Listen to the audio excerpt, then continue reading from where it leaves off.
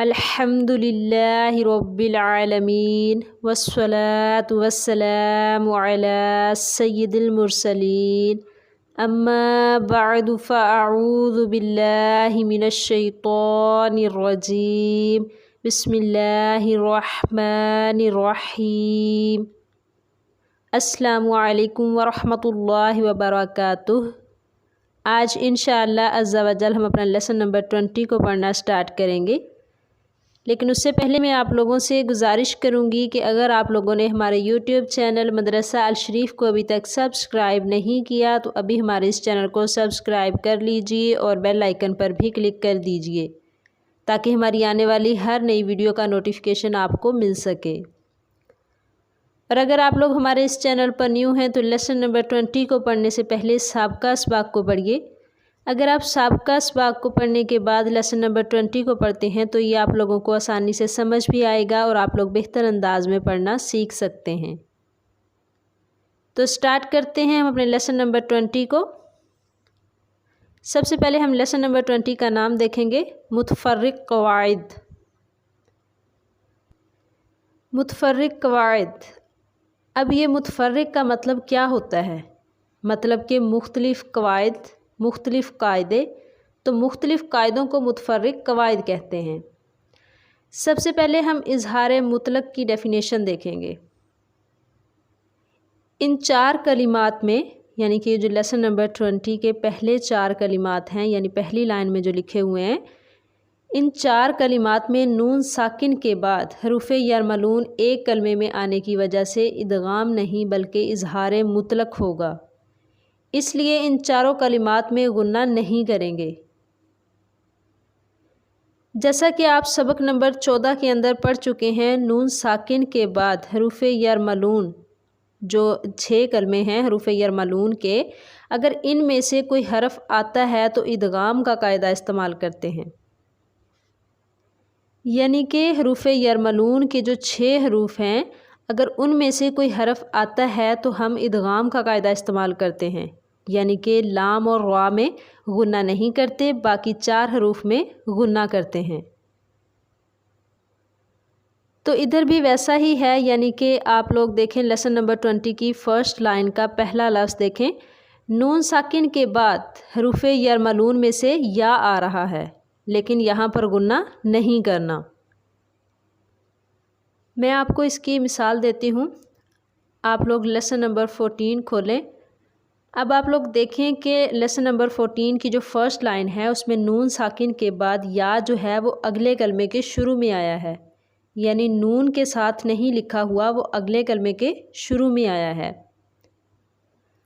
اب آگے دیکھیں لیسن نمبر جو 14 ہے اس کی دوسری لائن کا پہلا لفظ دیکھیں، نون ساکن کے بعد میم آ رہا ہے حروف یرملون میں سے، لیکن وہ بھی اگلے کلمے کے شروع میں آیا ہے، نون کے ساتھ ملا کر نہیں لکھا ہوا بلکہ اگلے کلمے کے شروع میں لکھا ہوا ہے، یعنی کہ من جو ہے وہ الگ ہے اور مشہدین جو ہے وہ الگ ہے۔ اب دیکھیں ہمیں یہاں پر یہ بتایا جا رہا ہے کہ کہیں بھی آپ کو نون ساکن کے بعد حروف یرملون اسی کلمے میں نظر نہیں آئے گا، لیکن اس لیسن نمبر 20 کے اندر آپ نے دیکھا کہ نون ساکن کے بعد یا یعنی کہ حروف یرملون اسی کے ساتھ ہے، اس لیے ان 4 کلمات میں ہم غنہ نہیں کریں گے، یعنی کہ نون ساکن کے بعد یرملون ایک ہی کلمے میں آئے گا، ہم نے غنہ نہیں کرنا۔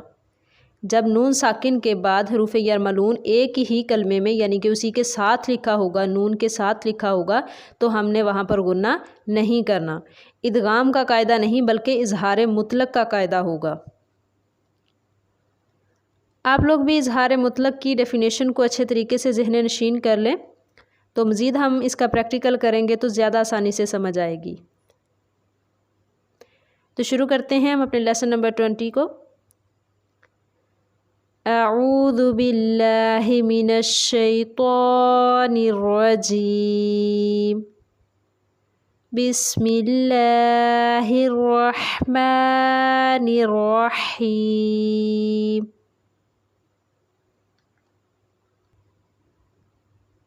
دال نون پیش دن، یا الف زبر یا، دنیا. ایک بار پھر سے پڑھتے ہیں، دنیا.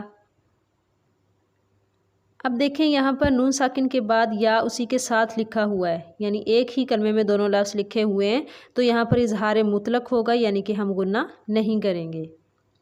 اب مزید آگے دیکھیں، با نون پیش بن، یا الف زبر یا، بن یا، نون دو پیش نون، بنیانن. یہاں بھی سیم ویسے ہی ہے، نون ساکن کے بعد یا اسی کے ساتھ ہے تو اظہار مطلق ہوگا، یعنی غنہ نہیں کریں گے. صاد نون زیر سن، واو الف زبر وا، سن وا، نون دو پیش نون، صنوان.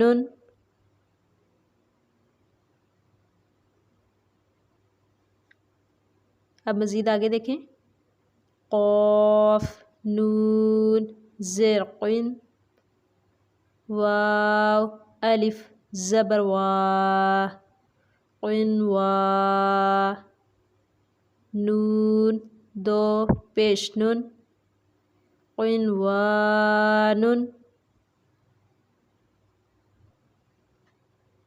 اب اس کو رپیٹ کر لیتے ہیں ایک بار وداؤٹ اسپیل. دنیا، بنیان، صنوان، قنوان. یہ تھا جی ہمارا آج کا لیسن. آج ہم نے لیسن نمبر 20 میں اظہار مطلق کے بارے میں پڑھا ہے. کل انشاءاللہ عز و جل ہم سکتہ کے بارے میں پڑھیں گے.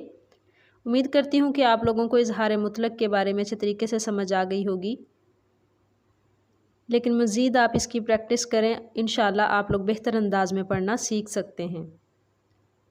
اور اگر آپ لوگوں کو ہماری یہ ویڈیو اچھی لگی ہے تو اسے لائک اور شیئر ضرور کیجیے گا. دعاؤں میں یاد رکھیے گا. السلام علیکم ورحمۃ اللہ وبرکاتہ.